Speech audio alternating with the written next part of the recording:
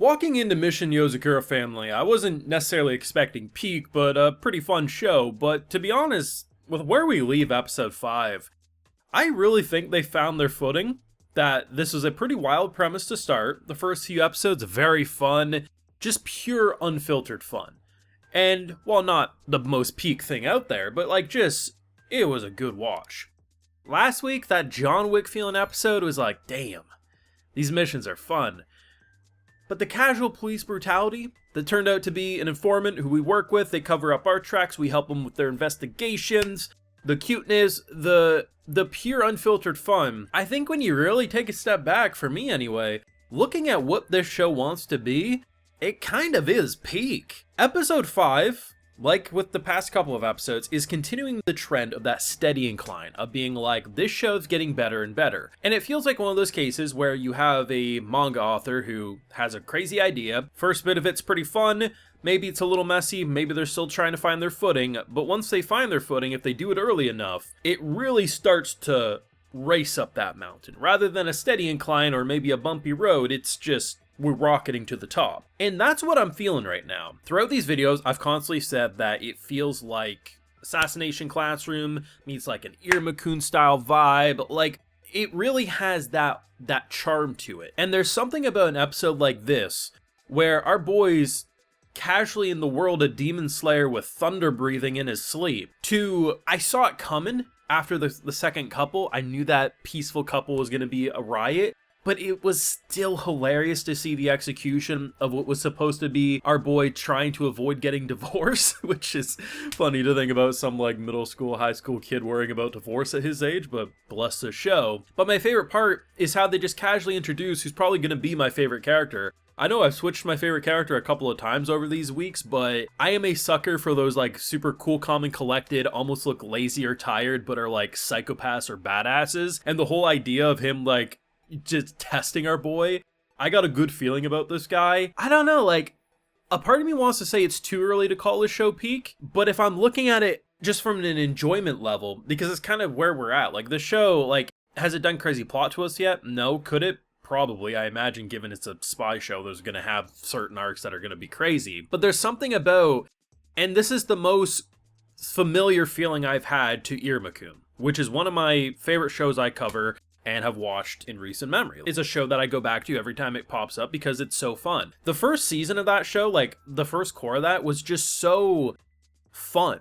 And there was something like, it wasn't really doing anything crazy with the story or characterization, but there was something so perfect about the vibe of that show. And then when you add in more of an assassination style attempt to it, and this really had Assassination Classroom vibes. I mean, our boy was a teacher for the day, and knockout gas, assassination attempt, it just, I don't know.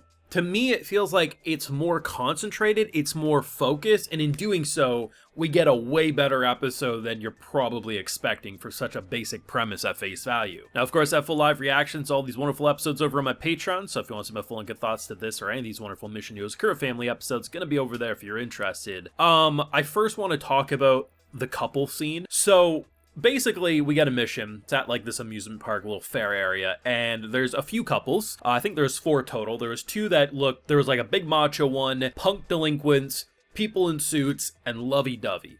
Now, initially I'm like, yeah, I wonder who's gonna be the oddball out. But after the first ones and how like nice they were, I was like, oh, they're totally gonna make the lovebirds the psychopaths. I was thinking that they were completely putting on an act for some reason or another. Nope.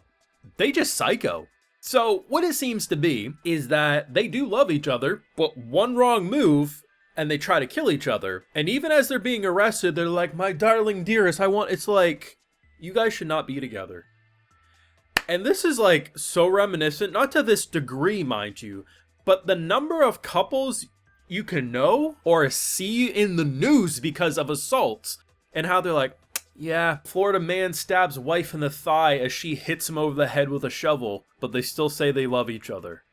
Like, that's basically what we're dealing with. We're dealing with like the Florida man of couples in this show, but man, were they entertaining. I thought our boy was gonna Hulk smash because his rose got shot, But, I mean, I guess technically he did with his lightning gun, but still, it was pretty freaking funny. But it was just like, I like how over the course that he's trying so hard to just make a perfect date. Like, that's his entire purpose, because he starts this episode off with reading about how, like, 90% of spy marriages end in divorce because of communication failure and the sparks leaving all of this. And he's just trying so hard. And the most simple of and this is the thing too, right? Like, people get so worried about these big giant gestures when at the end of the day, whether you're the guy, whether you're the girl, it doesn't matter. Like, the simple things can mean the most. And the fact that he went out of his way to get her that rose, it's like that meant the world to her more than any grand gesture or anything like that. And honestly, that's probably what their dates are going to look like. Chaos. So, you know, just get used to it, buddy. Though a very close second favorite moment had to be the class scene.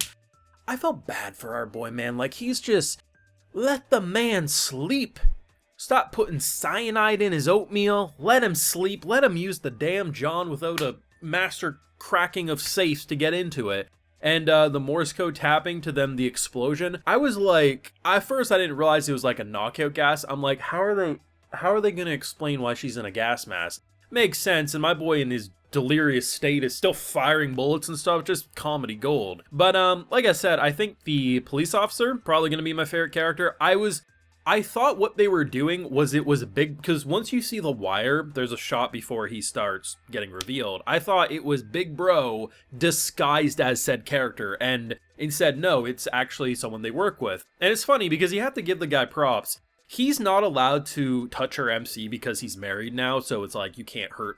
It's protected. But had this man bashed him in the head with a hammer, it would have been fair game, because he didn't, like, even if he arranged the whole test scene, it would have been him doing it. And you have to respect the hustle, even as crazy as it is. But it's interesting, man. Like, we're walking home, we're in our assassin getup, and we just immediately get jumped, and I'm like, what is going on? The thing I really like about this show is that it seems like the number one goal is to just have wild premises that are fun.